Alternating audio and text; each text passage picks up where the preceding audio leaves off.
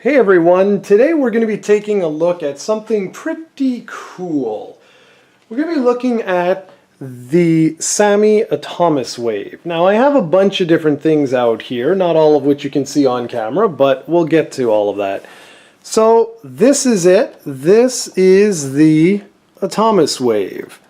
Okay, it's a pretty cool arcade board. This is what it looks like. It's got a nice little caution here. Maybe you can read that. Oh, it's in English. Never mind. Has a nice JAMA connection here.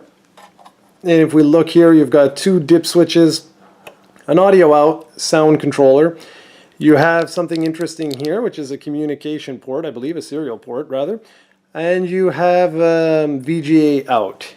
And then if we go around, you just have a little fan here. And then this is where your games go. And then on here you have two different things. I don't know if you can actually make out what it says there, but it says communication cartridge, which I believe is where the modem went. And then over here you have the expansion input-output cartridge, and this is where you would put different controller options or input options. So the Atomiswave, it's got just a very simple backstory, actually. It was introduced in 2003 by the Sammy Corporation, and it's based off of the Sega Naomi arcade system, and that's why sometimes in certain games you'll actually see the Sega logo. And that's why it's associated with this, because, well, technically the system is based on that architecture. Now, something that's kind of cool with this is the fact that that expansion port made for the system to easily have racing games, light gun games, and even dual joystick games, things of that nature. Now, I don't know what was actually released for it, but that was the intention with this.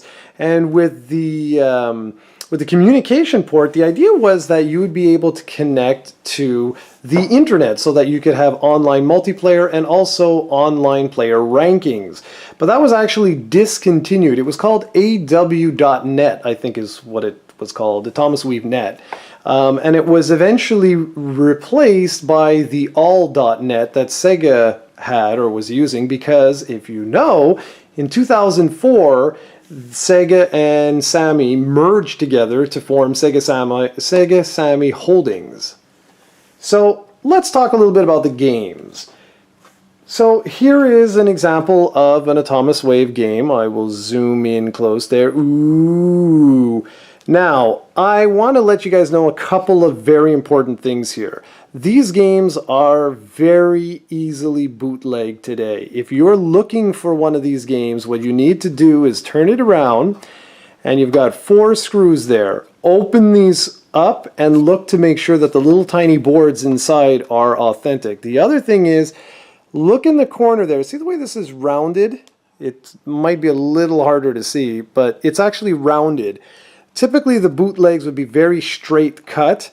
They often don't have that little hologram, but be warned, because games like this, which is Samurai Showdown 6, also don't have this, but this is a genuine copy.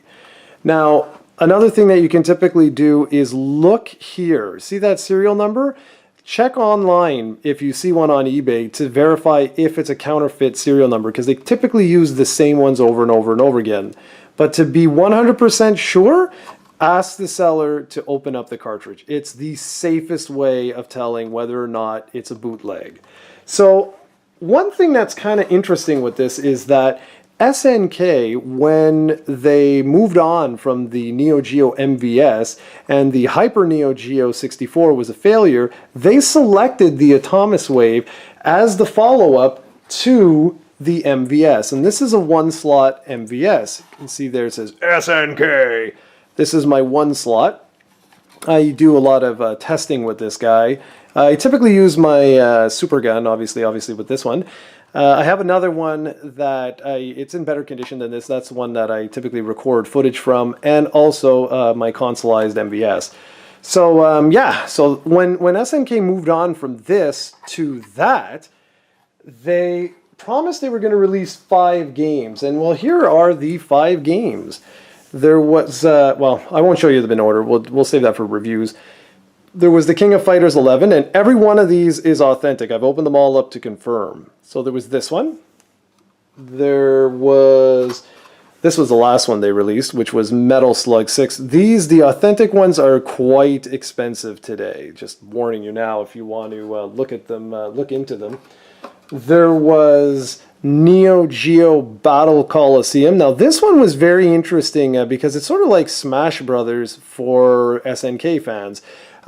This is going to be the very first one I review because I'm a huge fan of this game. And I know you can't see. Let's see if I can get these all on camera for you. All right. What else do we got? We got what I showed there, Samurai Spirit 6, or Samurai Showdown 6. And finally, the last one that they released, which was their first SNK game on the Atomiswave, is the Neo.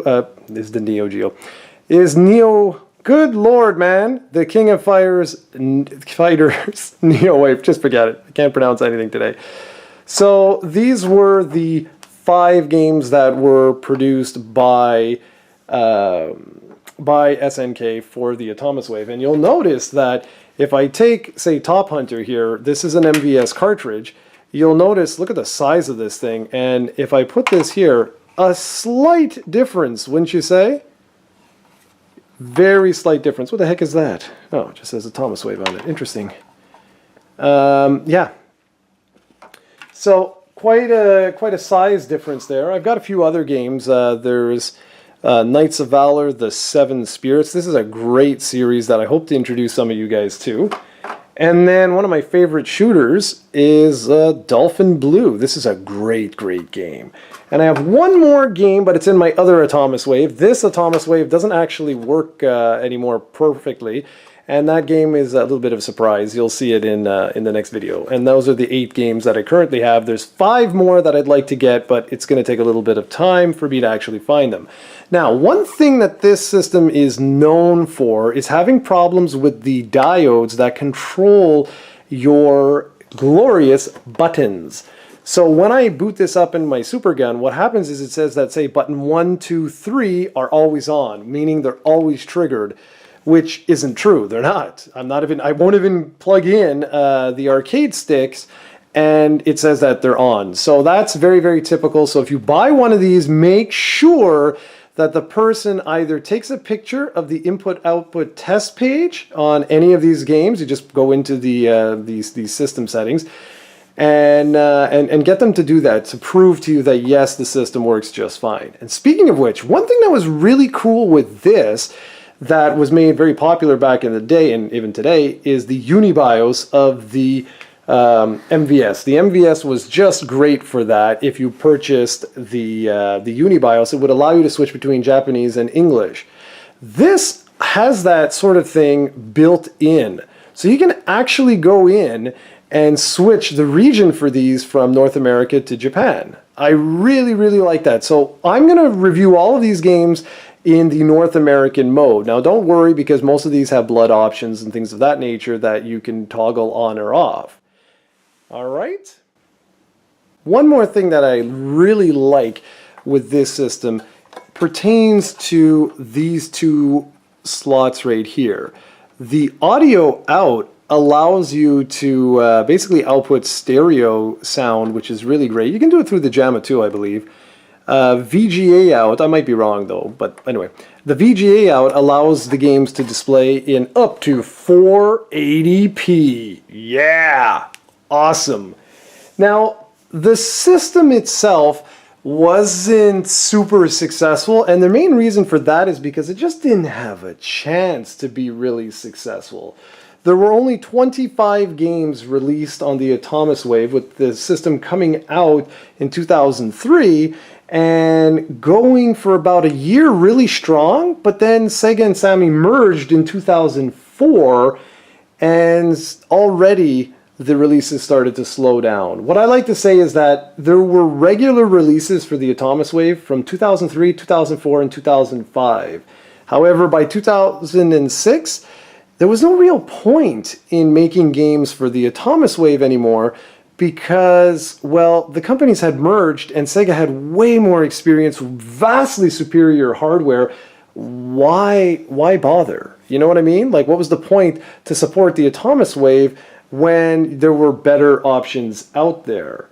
In 2006, only 3 games were released, one of which was this bad boy right here, Metal Slug 6. There were no games released in 2007, and in 2008 only 1 game was released, and finally the very last game was released in 2009, which was Sega Bass Fishing Challenge. The system came and went way too soon, but Sega offered just much more powerful hardware, and it was only logical to support Sega's hardware over the Atomiswave. It just made sense. So moving forward, I'm going to be reviewing the 8 Atomiswave games I currently have. Like I said, there's one surprise. That's going to be the game that I'm going to cover tomorrow. So I hope you guys enjoy what's coming up with the Atomiswave. And there's another arcade board or arcade system that I'll be covering in the very near future, but I don't want to spoil it. It'll be a nice little surprise. And yeah, so that's pretty much it. That's a look at the Atomiswave. Overall, it was a very good arcade system that just never had a chance because of the merger with Sega and Sammy. It made no sense to continue with it. And if you are interested in getting into the system today, I warn you now, be very, very careful with the games because they are easily bootlegged. All right, everybody. Thank you very much for watching. I hope you learned something, and I hope I've piqued your interest for the future reviews. So thank you very much for watching, and I'll catch you all in the next video.